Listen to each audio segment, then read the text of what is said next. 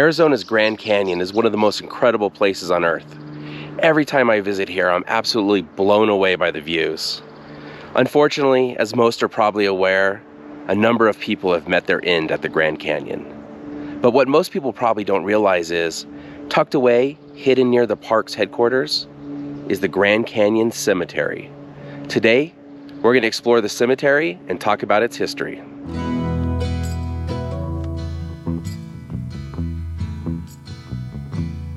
So here we are at the Grand Canyon Pioneer Cemetery. Now the cemetery actually predates the national park, but it wasn't formally dedicated until May 30th, 1928, with the Grand Canyon becoming a national park in 1919.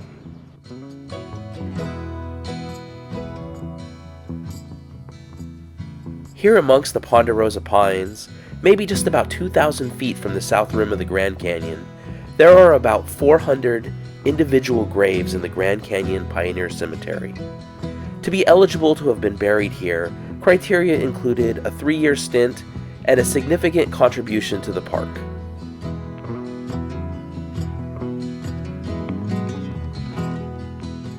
Upon entering the cemetery, one of the first monuments you notice is for the June 30, 1956 plane crash that happened over the Grand Canyon, which to that point was the worst commercial aviation disaster in history and the first time over 100 people died in a single crash. 128 people died in the crash when a TWA Constellation and a United Airlines DC-7 collided over the eastern part of the Grand Canyon. Both planes left Los Angeles heading east, one for Chicago and one for Kansas City, and they converged over the Grand Canyon and collided at about 20,000 feet. The remains of 29 passengers on the United flight were not identified, and they are buried here at the Grand Canyon Cemetery. The unidentified remains from the TWA flight were buried in Flagstaff, Arizona. Here is a memorial for Glenn Sturdivant, who was a park naturalist, assistant chief ranger, that lost his life on the Colorado River.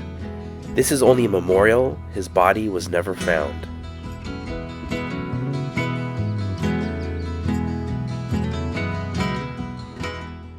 So the grave I'm standing next to right now is for William Henry Ashhurst, and Ashhurst actually has the earliest death of anyone buried here at the Grand Canyon Pioneer Cemetery, having died in 1901.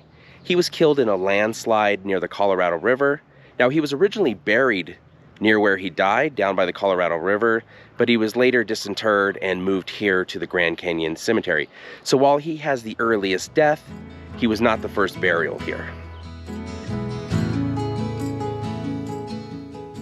Just a few feet away from the grave of William Henry Ashhurst is the grave of Captain John Hance, who was the first person to be buried here at the Grand Canyon Pioneer Cemetery. Captain Hance died in 1919 and was buried here just 6 weeks before the Grand Canyon became a national park.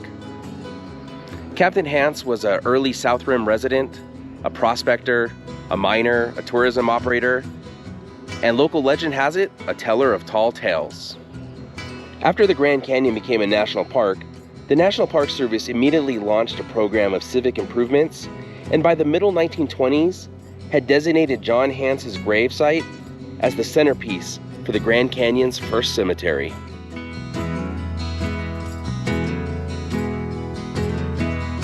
Here's Hubert Lazon, who was a boatman on the Colorado River and later a Grand Canyon park ranger. And right next door is Mrs. Lazon.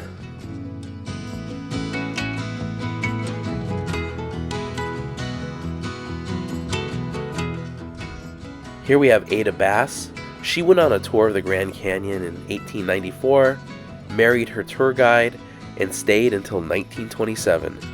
She was the first pioneer woman to raise a family on the rim of the Grand Canyon.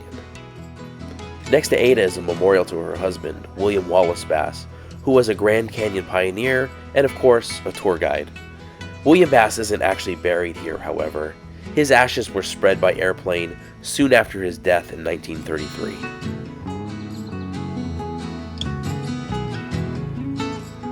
Here is the grave for Roy and Edna Lemons.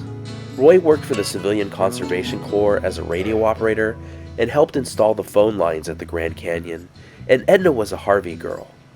The Fred Harvey Company had a chain of hotels and restaurants along railroad lines, and was known for its great service and safe environment. The waitresses were known as Harvey Girls, and they worked at the El Tovar Hotel and the Bright Angel Lodge in Grand Canyon Village.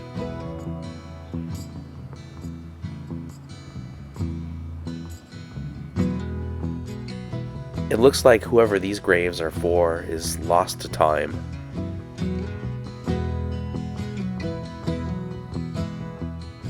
Here's a memorial for Native Americans buried at the Grand Canyon.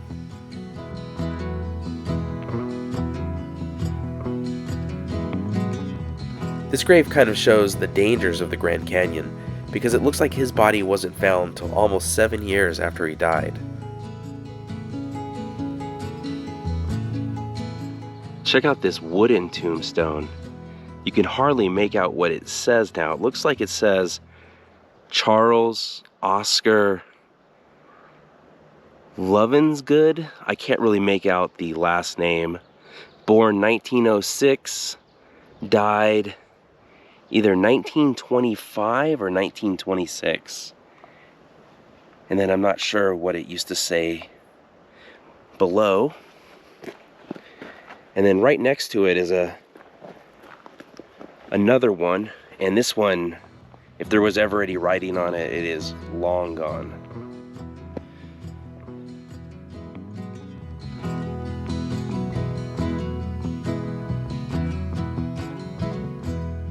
Here's the Grand Canyon War Memorial.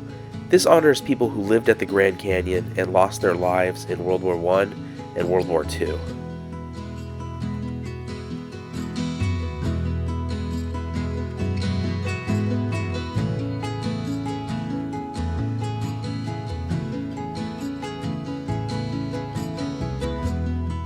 It looks like Private James Cheatham here died during World War II, but his name isn't listed on the war memorial, so he must not have lived at the canyon when he died. Here's Charles Lamb Horning, 101st Airborne, 502nd Parachute Infantry Regiment, May 9th, 1919 to June 10th, 2005. And if you can see the little plaque underneath, it's for Bastogne, with the famous phrase, when the Germans requested the Americans to surrender, and the reply was, nuts.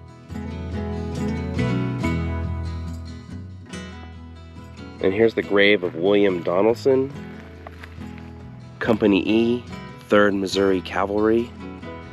Doesn't list the date of birth or date of death for him though. Here's Cecil W. Dodd, New Mexico. He was a wagoneer in the 306th Infantry, 77th Division, died March 28, 1923.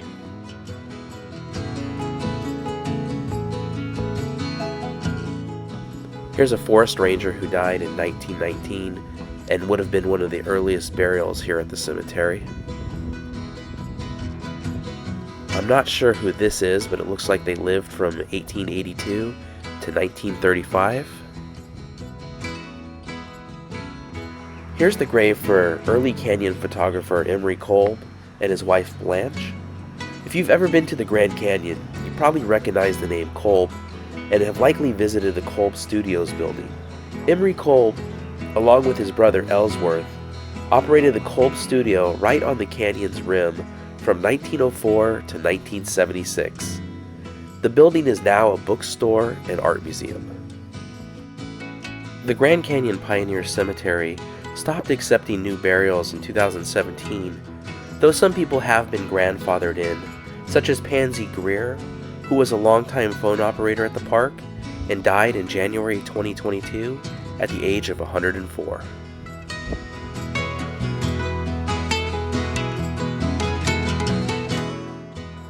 So that's our look at the Grand Canyon Pioneer Cemetery, a really interesting place that is filled with history here at the National Park that not a lot of visitors get to see. Thank you so much for watching. If you enjoyed the video, please give it a thumbs up, consider subscribing, and we'll see you next week.